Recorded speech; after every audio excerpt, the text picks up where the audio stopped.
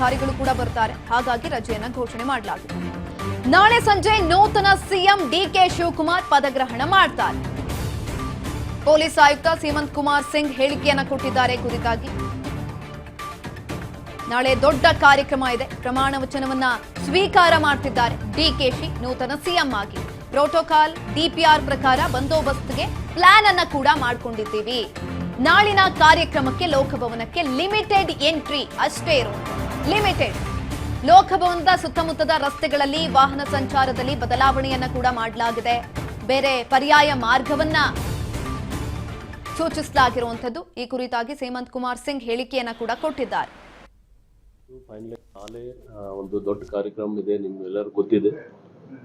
ಹೊಸ ಒಂದು ಪ್ರಮಾಣ ವಚನ ಸ್ವೀಕರಿಸ್ತಾ ಇದ್ದಾರೆ.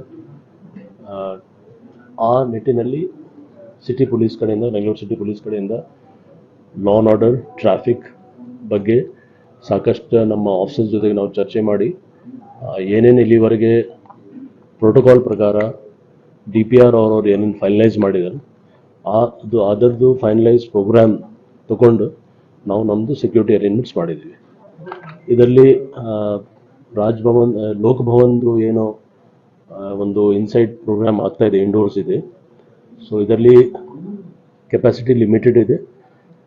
ಅದು ಒಂದು with passes, vehicle passes plus visitor passes ಏನಿದೆ ಅದು ಎಲ್ಲ DPR ಅವರು ಇಶ್ಯೂ ಮಾಡ್ತಿದ್ದಾರೆ. ಅವರು ಅದರದ್ದು ಡೀಟೇಲ್ಸ್ ನಮ್ಮ ಹತ್ರ ಬಂದ ಮೇಲೆ ತಕ್ಕಂತೆ ನಾವು VVIPs ಇರಲಿ ಅಥವಾ ಕೆಲವು ಪ್ರೊಟೆಕ್ಟೆಡ್ ಗೆಸ್ಟ್ ಅವರು ಇದ್ದಾರೆ, ಅಂದರೆ ಕ್ಯಾಟಗರೈಸೇಷನ್ ಗೆಸ್ಟ್ ನಾವು ಇಡ್ತೀವಿ, ಬೇರೆ ಬೇರೆ ಕ್ಯಾಟಗರಿ ಸೆಕ್ಯೂರಿಟಿ ಇರ್ತದೆ.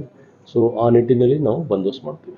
ರೋಡ್ ಶೋ ರಾಜಭವನದಿಂದ ಪ್ರಮಾಣ ವಚನ ಆದ್ಮೇಲೆ ಇಲ್ಲ, ಆ ಥರ ಯಾವುದೂ ಇಲ್ಲ. ಅಂದ್ರೆ ಒನ್ಲಿ ಪಾಸ್ ಇದ್ದವರಿಗೆ ಮಾತ್ರ ರಾಜಭವನ ಎಂಟ್ರಿ, ಬೇರೆ ಯಾರು ಬರ್ಲಿಕ್ಕೆ ಅವಕಾಶಗಳಿಲ್ಲ. ಲೋಕಭವನದಲ್ಲಿ ಕೆಪಾಸಿಟಿ ಫಿಕ್ಸ್ಡ್ ಇದೆ. ಆ ಫಿಕ್ಸ್ಡ್ ಕೆಪಾಸಿಟಿಲಿ ಪ್ರೋಟೋಕಾಲ್ ಪ್ರಕಾರ DPR ಅವರು ಬೇರೆ ಬೇರೆ ಥರ ಪಾಸಸ್ ಇಶ್ಯೂ ಮಾಡ್ತಾ ಇದ್ದಾರೆ. ಆ ಪ್ರತಿಯೊಂದು ಪಾಸಸ್ದು ಡೀಟೇಲ್ಸ್ ನಮ್ಮ ಹತ್ರ ಸಿಕ್ಕಿದೆ ನಮಗೆ. ಆ ತಕ್ಕಂತೆ ನಮ್ಮ ಸೆಕ್ಯೂರಿಟಿ ಅರೇಂಜ್ಮೆಂಟ್ಸ್ ನಾವು ಮಾಡ್ತಾ ಇದ್ದೀವಿ. ನಾಳೆ ಒಂದು ನೋಡಿ, ಸೀಮಂತ್ ಕುಮಾರ್ ಸಿಂಗ್ ಇದೀಗ ಹೇಳಿಕೆಯನ್ನ ಕೊಟ್ಟಿರುವಂತದ್ದು. ನಾಳಿನ ಕಾರ್ಯಕ್ರಮಕ್ಕೆ ಲೋಕಭವನಕ್ಕೆ ಲಿಮಿಟೆಡ್ ಎಂಟ್ರಿ ಅಷ್ಟೇ ಇದೆ. ಲೋಕಭವನದ ಸುತ್ತಮುತ್ತದ ರಸ್ತೆಗಳಲ್ಲಿ ವಾಹನ ಸಂಚಾರದಲ್ಲಿ ಸ್ವಲ್ಪ ಬದಲಾವಣೆಯನ್ನ ಕೂಡ ಮಾಡಲಾಗಿದೆ. ಪ್ರಮಾಣ ವಚನ ವೀಕ್ಷಣೆಗಾಗಿ ಅಲ್ಲಲ್ಲಿ LED ಸ್ಕ್ರೀನ್ಗಳನ್ನ ಕೂಡ ಅಳವಡಿಕೆ ಮಾಡಿದ್ದೀವಿ. ಎಲ್ಲೆಲ್ಲಿ ಜನ ಸೇರ್ತಾರೋ ಅಲ್ಲಲ್ಲಿ ಭದ್ರತೆಗಳನ್ನ ಕೊಡಲಾಗಿದೆ. ಭದ್ರತೆಯನ್ನ ಹೆಚ್ಚಿನದಾಗಿ ಕೊಟ್ಟಿರುವಂತದ್ದು ಅಂತ ಸೀಮಂತ್ ಕುಮಾರ್ ಸಿಂಗ್ ಇದೀಗ ಹೇಳಿಕೆಯನ್ನ ಕೊಟ್ಟಿದ್ದಾರೆ.